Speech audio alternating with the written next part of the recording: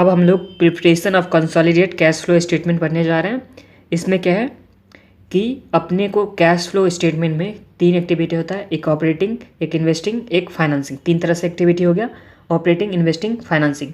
तो हम लोग को लाइन बाय लाइन आइटम जैसे रिजर्व एंड सरप्लस हो गया। जैसे क्या हो गया, रिजर्व एंड सरप्लस, तो होल्डिंग कंपनी का, सब्सिडरी कंपनी का, दोनों को क्या करना है, ऐड करना है।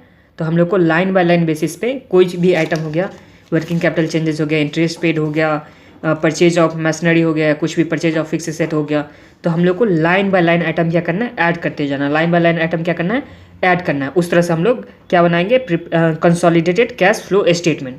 ये तो समझ में आ गया। अब होल्डिंग कंपनी सब्सिडरी कंपनी दोनों को आपस में ट्रांजैक्शन होता रहा होगा। अगर दोनों आपस में ट्रांजैक्शन करती है तो वैसा हम लोग को आइटम को क्या करना है, एलिमिनेट करना है। वैसे आइटम को क्या करना है, एलिमिनेट करना है। तो ये तो समझ में आ गया। तो चलिए एक बार पढ़ लेते हैं इसमें।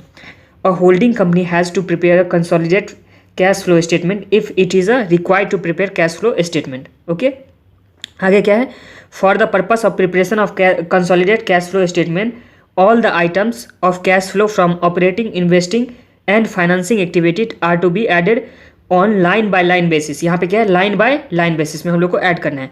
आगे क्या दे रखा हुआ है, and from the consolidated item inter company transaction should be eliminated. तो हम लोग को इंटर कंपनी ट्रांजेक्शन क्या क्या करना है, एलिमिनेट करना है। इंटर कंपनी ट्रांजेक्शन हम लोग को नहीं लेना है, मतलब आपस में जो ट्रांजेक्शन करते हैं उसको, उस आइटम को हम लोग को नहीं लेना है।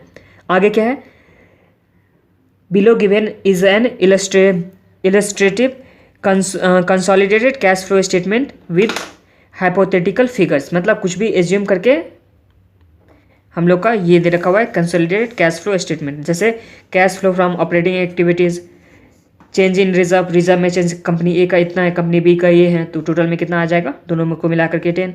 फिर change in profit and loss 0 1, तो दोनों मिला के कितना हो गया 1। फिर डिविडेंड पेड, ये सब आ गया ना, ये सब ऐड होता था ऑपरेटिंग एक्टिविटी में। फिर टैक्स प्रोविजन हो गया, डेप्रिसिएशन हो गया, इंटरेस्ट हो गया, तो जितना भी है सबको ऐड करके लिखना है। जैसे देखिए इंटरेस्ट में देखिए माइनस में है 10 ए कंपनी के लिए, बी के लिए कितना है, प्लस में 10 है, तो दोनों का इफेक्ट अगर नेट में देखेंगे तो कितना आ गया, 0 आ गया।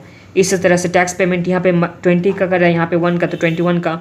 इस तरह से वर्किंग कैपिटल एडजस्टमेंट में यही होता है ना, डेटर का भी ज़्यादा हो जाता था, मतलब जितना भी वर्किंग कैपिटल था वो इंक्रीज या डिक्रीज हो रहा था। वर्किंग कैपिटल मतलब करंट एसेट करंट लायबिलिटी का, तो उसका हम लोग एडजस्ट करते थे, तो वो हो गया। फिर cash flow from investing activity, sale of fix asset, जैसे इसमें 30 का, इसमें 0 का, तो ये हो गया। परचेज ऑफ फिक्स एसेट, यहाँ पे -30 का, -20 का, मतलब इतना का परचेज किया, तो ये 50 आ गया। फाइनेंसिंग एक्टिविटीज़ में दोनों में कुछ नहीं है, तो नेट कैश फ्लो क्या हो जाएगा, A + B + C।